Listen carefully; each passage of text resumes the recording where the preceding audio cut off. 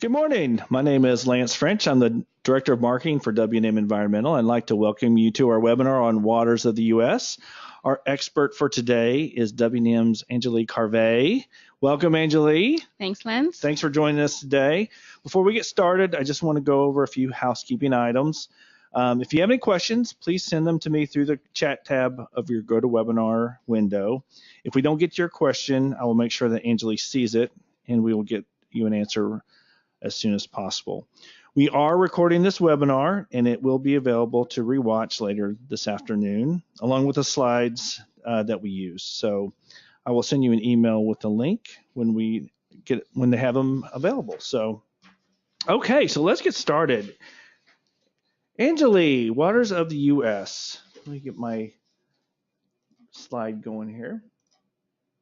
So Anjali Carve, I said it was Carve, but it's Carve because you are from Canada, and Canada is more fancy, I think. So that's right. But she's a certified ecologist, and she's also a certified wetland delineator. She's a PhD candidate in forestry. So I can't call you doctor. Not yet. Not yet. Okay.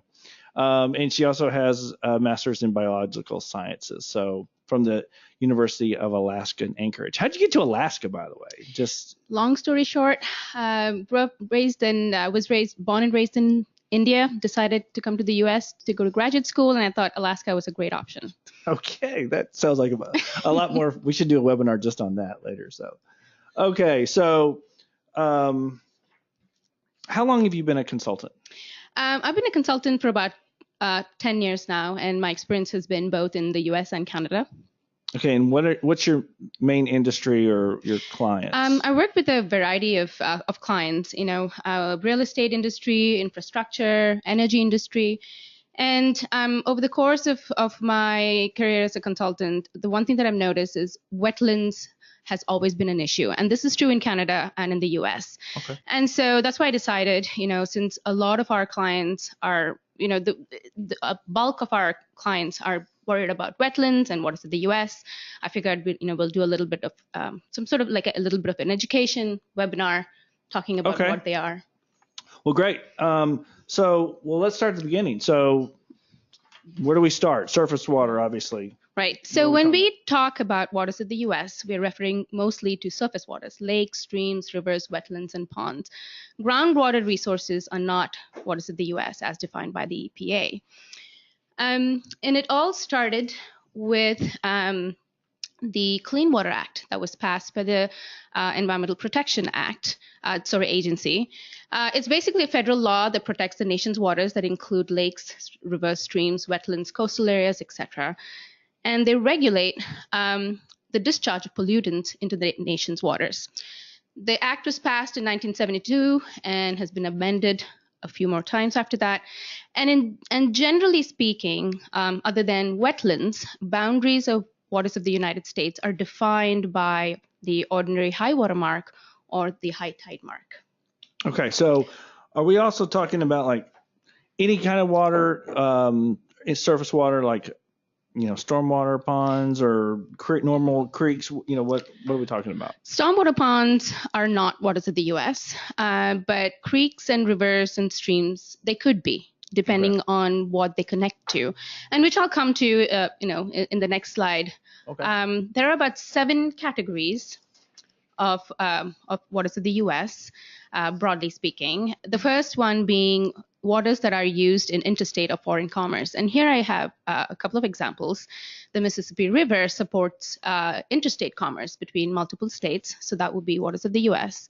The Rio Grande supports foreign commerce between USA and Mexico. And the Great Lakes, which supports foreign commerce between Canada and the U.S.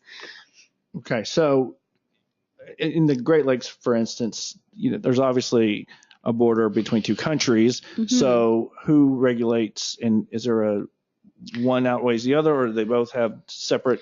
Well, there are international boundary lines that separate these lakes, and only 4 out of 5 of them actually half of them are in Canada.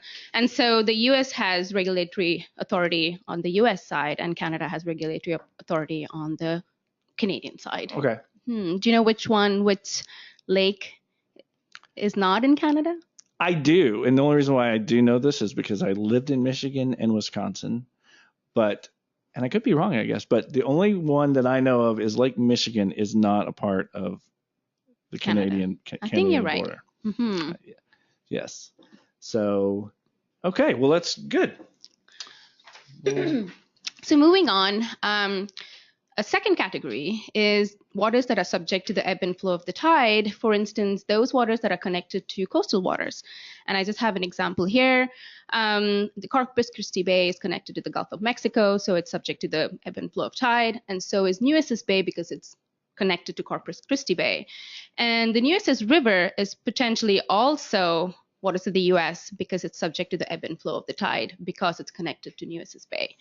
So anything connected to coastal waters is pretty much subject to ebb and flow of the tide is considered. And that means if there's a creek that's flowing into Nueces Bay, for instance, that is because it's flowing into the water that's considered. Yes, and it would be subject to ebb and flow. Okay.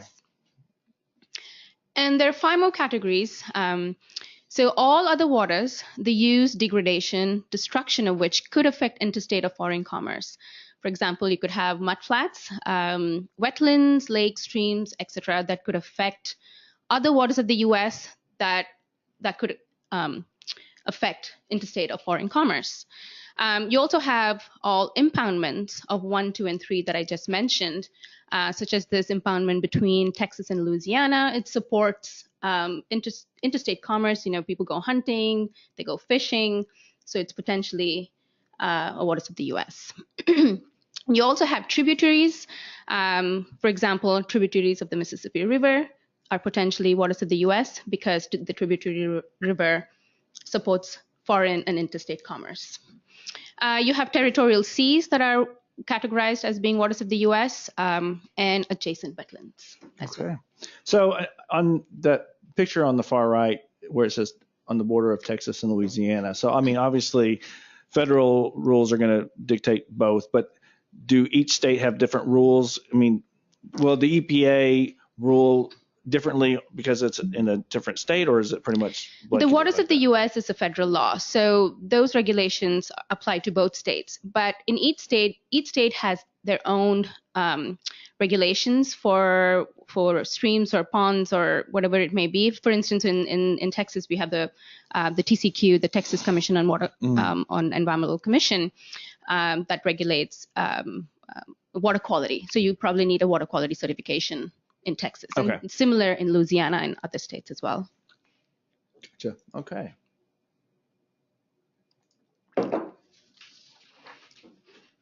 Okay, so I think I went up one more too. So these are all definitions of waters of the U.S. So these are pretty clearly defined. So, you know, what's the confusion? Well, they're not really clearly defined, and you know, we can move on to the next slide. For instance, let's talk about wetlands. The challenge really is defining what waters of the U.S. really are, and you know, wetlands and tributaries kind of fall in that gray area as to what wetlands are and what if wetlands are waters of the U.S. For instance, here I have 4 pictures of wetlands. They could all be wetlands. Some wetlands are dry through the year, and you know, maybe they contain water maybe a couple of days in a year. Some of them contain water throughout the year, and some of them contain water seasonally. So it really defines. So the first challenge here really is to identify a wetland, if it is a wetland at all. You know, and we do that by going out there and looking at the hydrology, the soils, the vegetation, to define if it's a wetland and how big the wetland is, defining its boundaries. The second challenge, however, is jurisdictional determination, meaning, okay, now I have a wetland, I've identified it as a wetland, but is it waters of the U.S.? Because not all wetlands are waters of the U.S., and that's the challenge. Okay. Mm-hmm. So, so just by looking at these pictures, we're not really going to be able to tell if this was a wetland or a waters of the U.S. Well, most of them, I would say that they appear to be all wetlands. Yes. Well, I can tell you that they're all wetlands because, based on vegetation and what they look like, I can tell you they're wetlands. But the question is, are they all waters of the U.S.? Well, just because I paid attention to what you said earlier, we don't really know because we don't know where the flow or where it is or and what it's connected to. So, but if we knew that information, it would be easier to tell. That's right. Mm-hmm. So is the first one the one that looks dry? Is that a wetland, and is it a waters of the U.S.? I would say it. I would know this because you just told me that there are wetlands, but I would say looking at it, you can kind of tell that the vegetation has had water on it before, standing water on it in the past. So I would say more than likely it would be a wetland. But as far as waters of the U.S., I don't know because I don't know where the flowing water would be going to. So, am I right?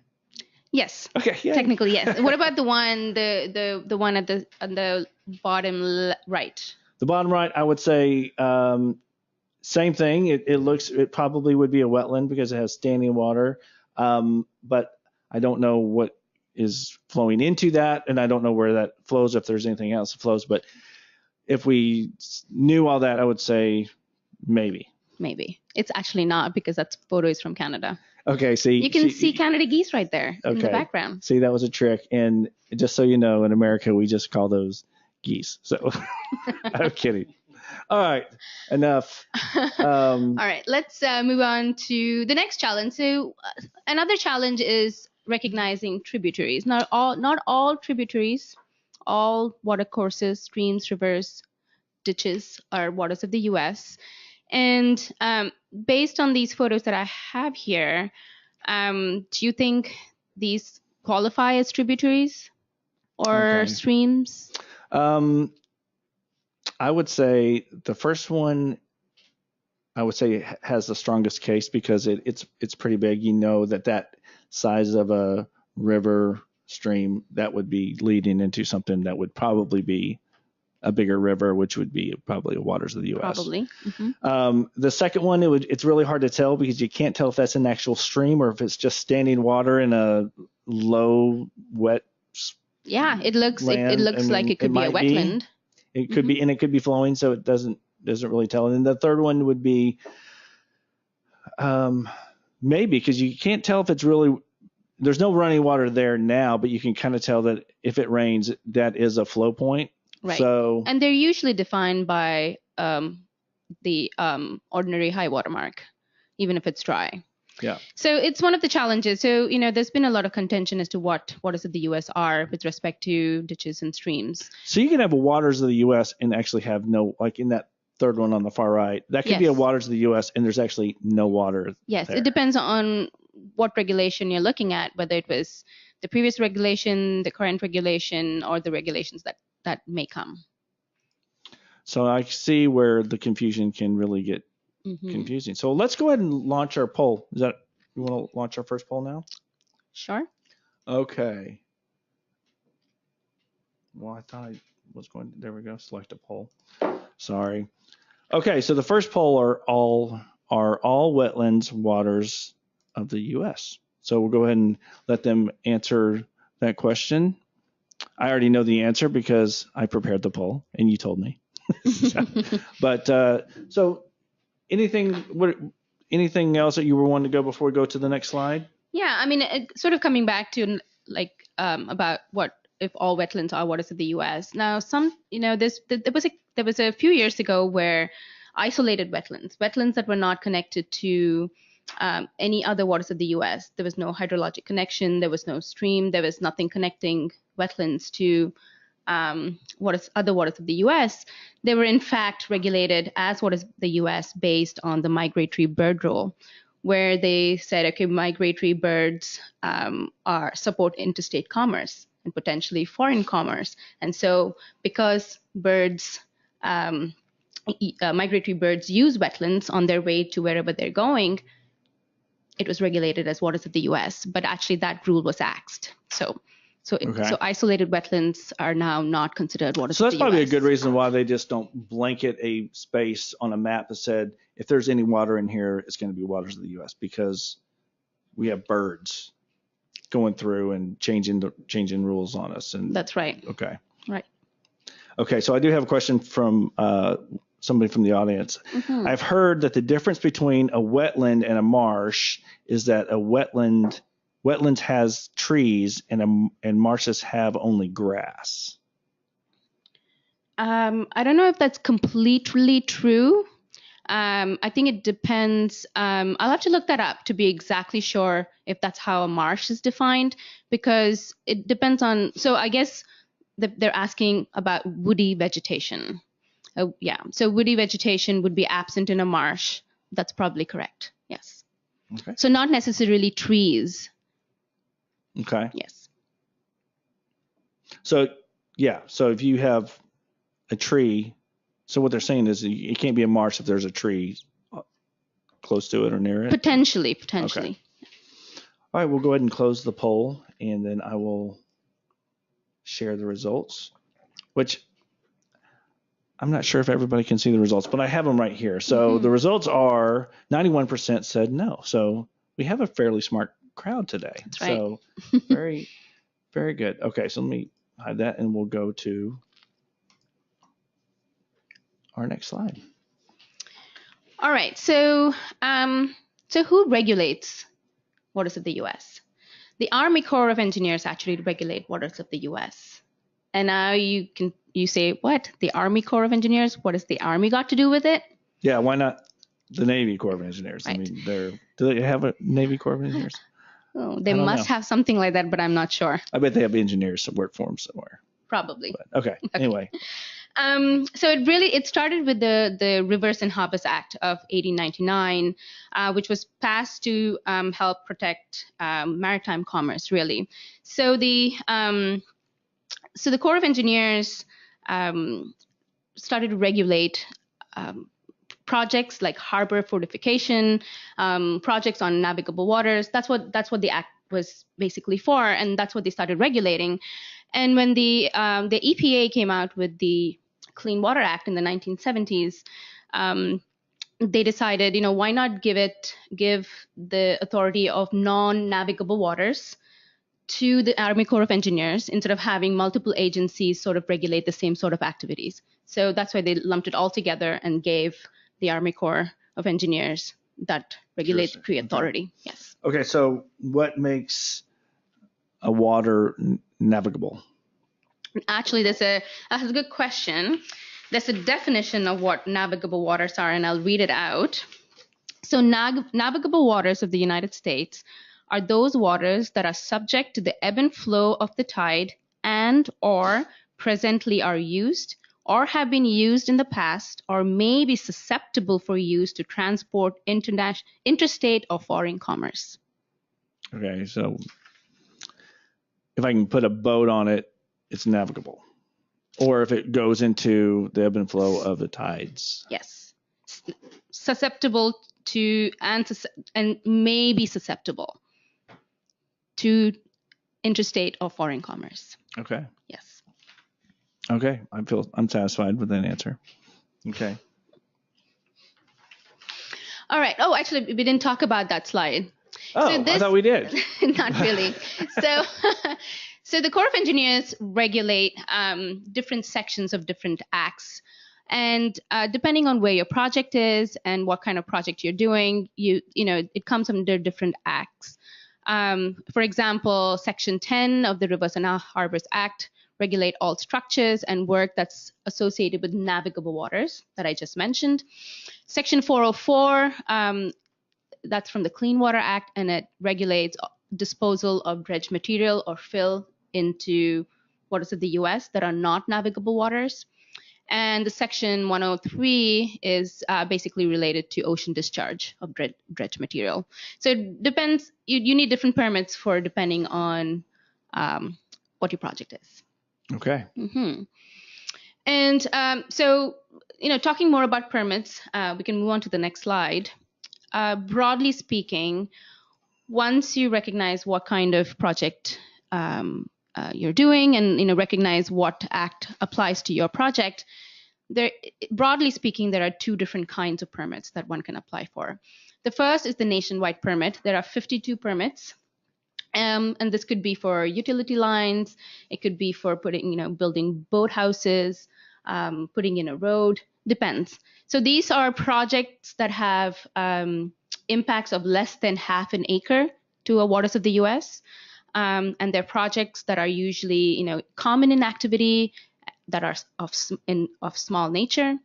But it's important to remember that these permits, even though they're sort of like pre-approved permits, each permit has some sort of stipulation. They have conditions. They have broad conditions and permit-specific conditions that you have to abide by. So, and some of the conditions require you to send a notification to the Corps of Engineers for them to review what your project is and what impacts are potentially going to happen.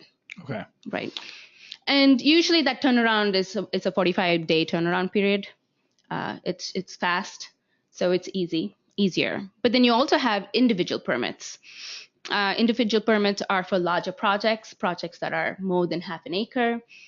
And usually they require you to provide some sort of like an alternative analysis, justifying why what you're proposing is the only way to go. And there's no regulatory time frame for this. It could be 6 months, it could be a year, it could be 2 years, depending on the nature of your project, where your project is located, and who's involved. Okay. So I'm going to launch our second poll real quick. And while that's being launched, I do have some questions. So the question is, who regulates activities associated with waters of the U.S.? Is it the EPA, the TCQ, Army Corps of Engineers, the Navy Corps of Engineers, or Aquaman? So here's my question. I have a stream in my backyard that I mow every day.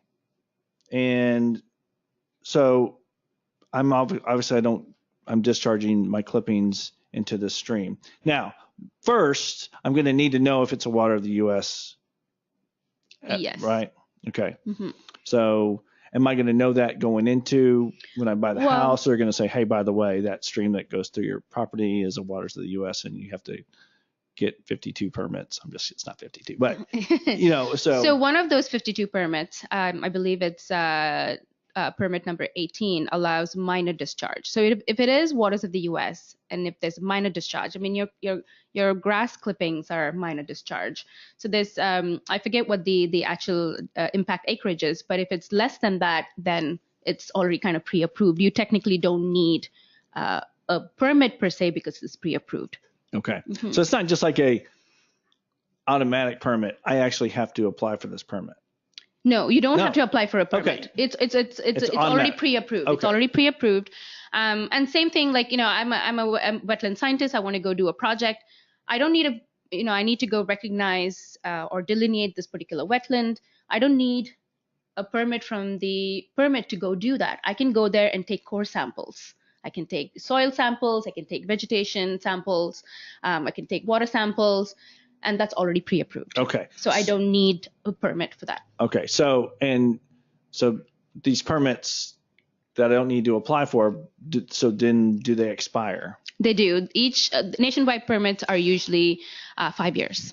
Okay. And the newest permits were just issued, or the stipulations came out earlier this year, so they go for another 5 years more. Okay. All right. And okay, so my second scenario is. I'm going to close the poll really quick.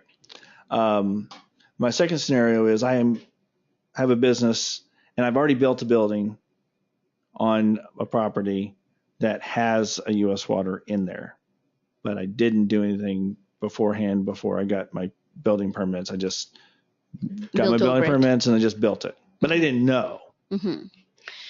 So what happened? If the Corps of Engineers find out, there are criminal charges.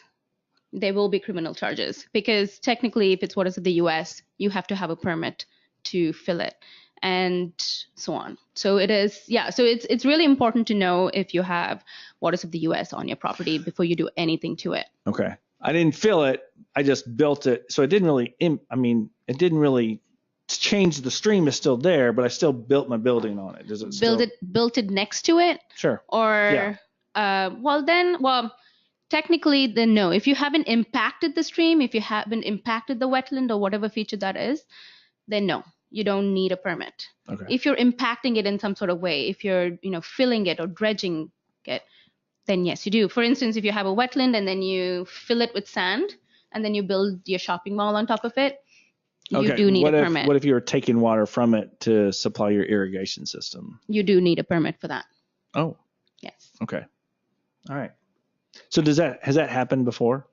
Where somebody got sued, but there were criminal charges, you mean? Yeah. I mean, yes. The Corps of Engineers. Yes, it's happened several times over the past few years. A good example from right here is Louisville Lake. A few years ago, I think it was in 2006 or 2007, when the property owner cut down a whole bunch of trees it was sort of his backyard, but his backyard was the Louisville Lake, and the Corps of Engineers actually, there was a big lawsuit, and I think he had to pay close to like $300,000 because the water impacts the trees, or the trees impact the water. So if you're taking out vegetation from the water, then you are impacting it.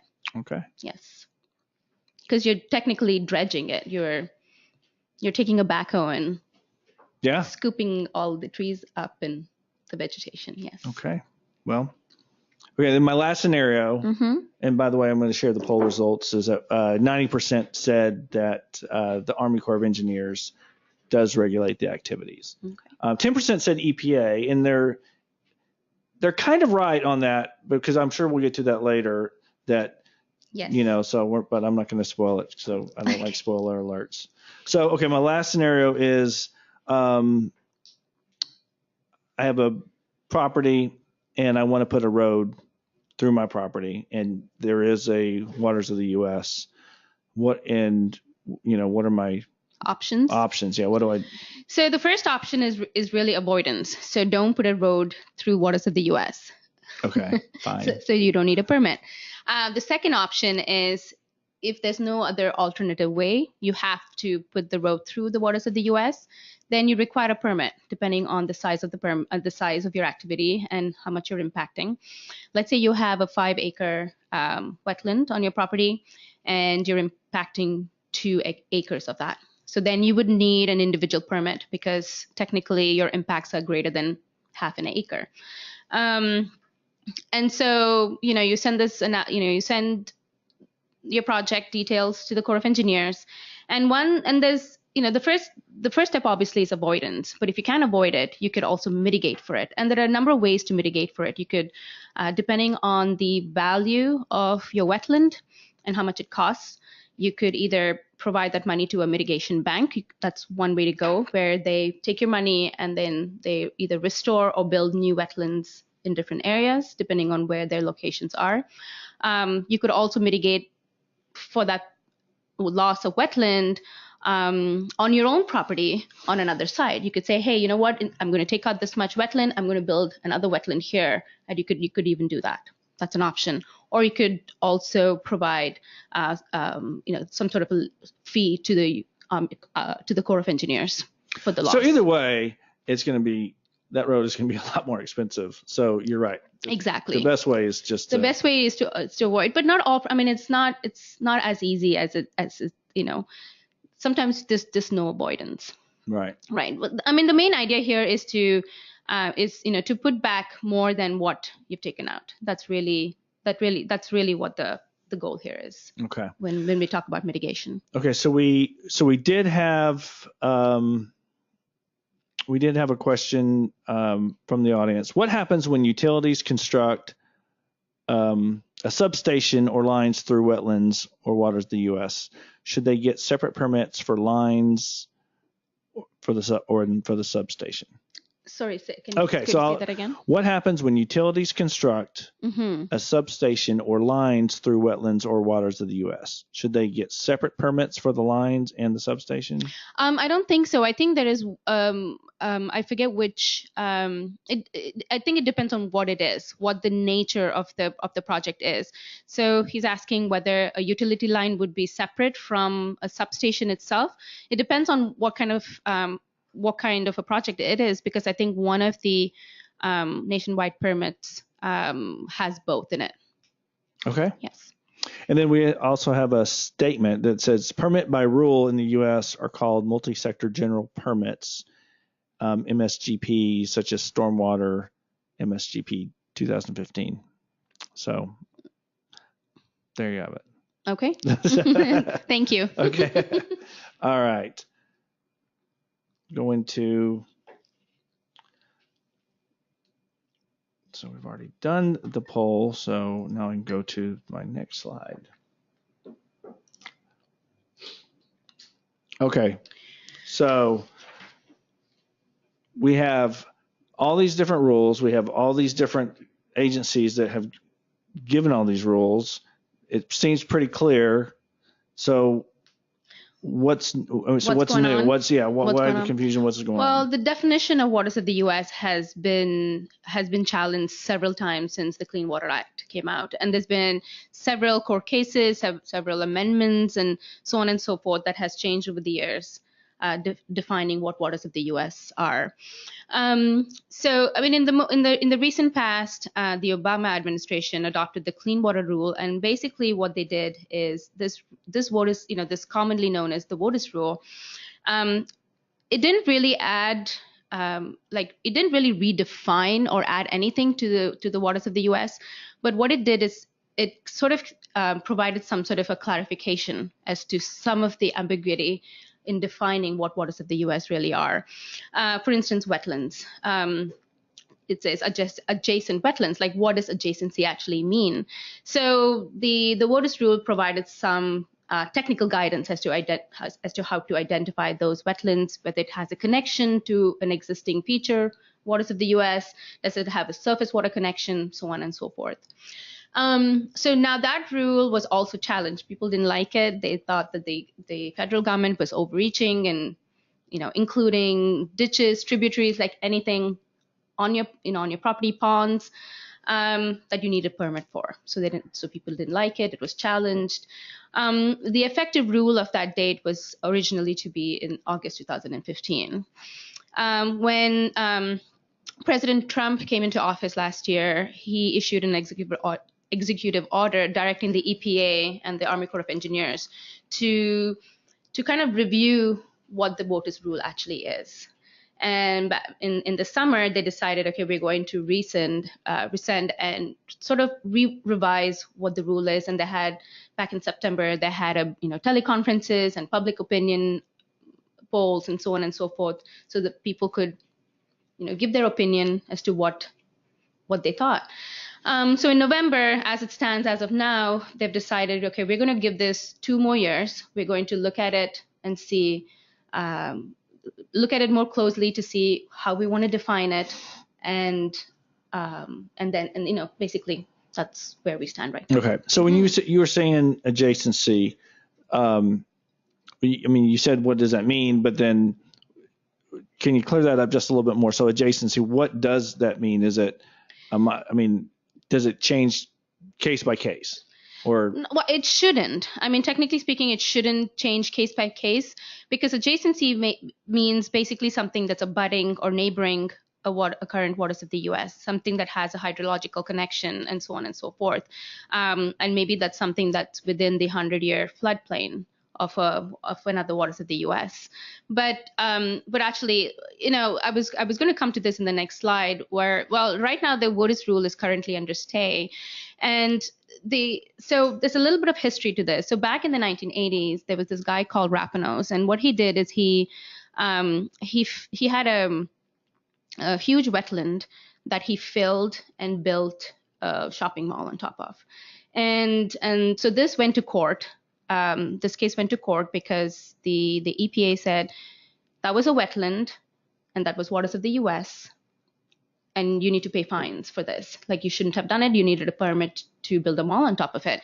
But then, so there was back and forth, because he said, my wetland is like 20 miles from a navigable waters, that is waters of the United States. So why is this considered waters of the United States? But it was connected through hydrologic. There was a hydrologic connection between the wetland and navigable water down the stream. And so that's why the EPA said, no, this is defined under the Clean Water Act, and this is the wetland.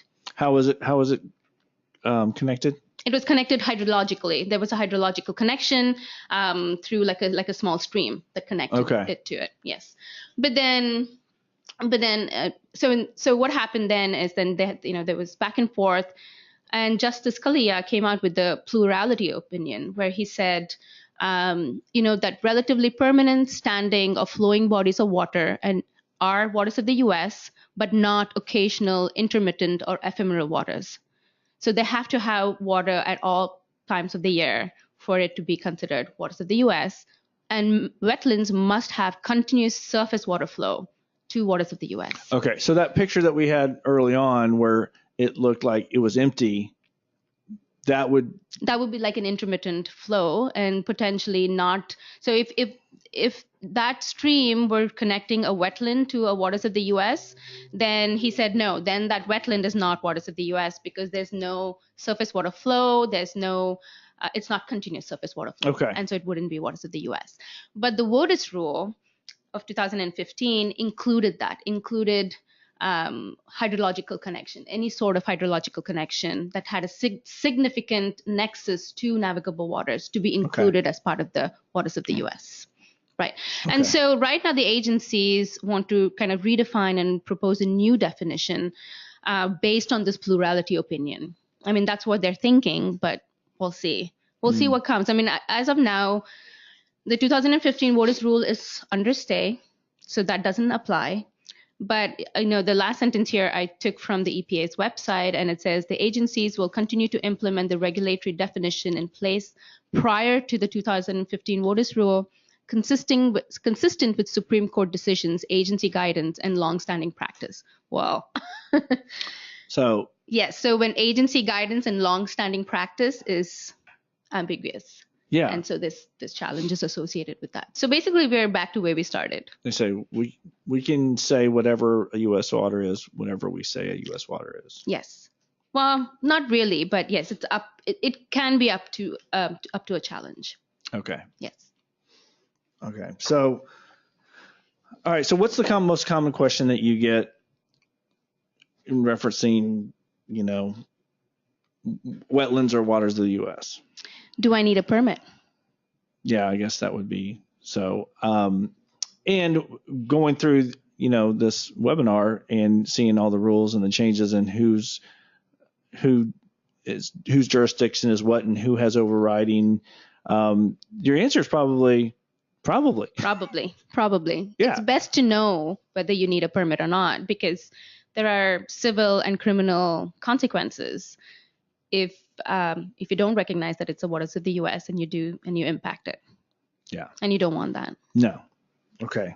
So, all right, we're going to launch. We have 2 polls left. Actually, we had 3, but we skipped one. So, because this was, okay, so this is a good one. So I'm going to launch this. Who has the last say regarding waters of the U.S.? Is it the Army Corps of Engineers, TCEQ, the EPA, and Aquaman? Which somebody actually said Aquaman. I guarantee I know exactly who that is, and he's in the office next to me. And I heard him answer.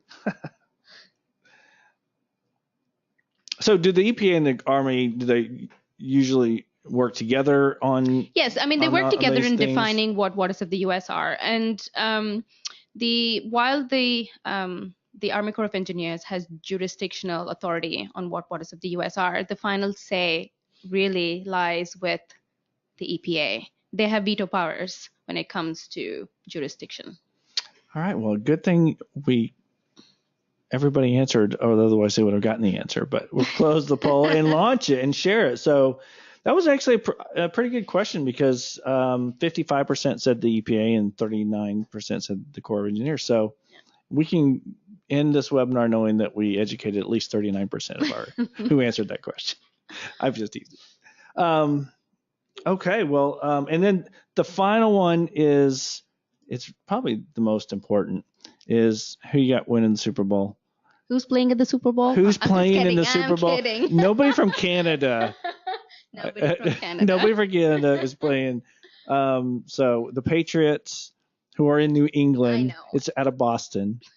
And we also have the Philadelphia Eagles. I would go with the Patriots. Okay. No. Yeah, I have a hard time picking the Eagles just because they're the enemies of the Cowboys. So there you go. Oh. So I'm going.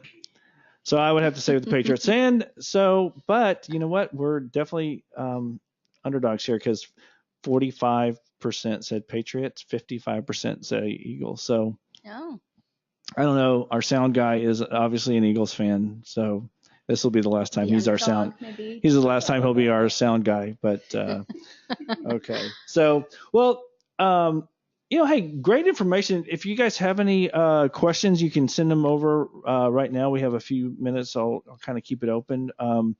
But in the meantime, if you have a question or a specific project that you want to talk to Anjali about, there is her contact information. And what is that a picture of?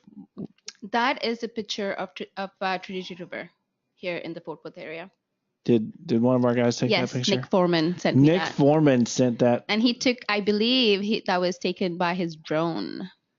Yes, and hopefully he needs a permit for that from the Army Corps of Engineers. All right, just making sure because you never know. Hey, okay, well, Anjali, thanks for joining us. Thank you. And again, we will be sending the recording out this afternoon along with the slides. But if you have any other questions, let us know and we'll make sure that Anjali gets them and answers them. Have a great day, guys.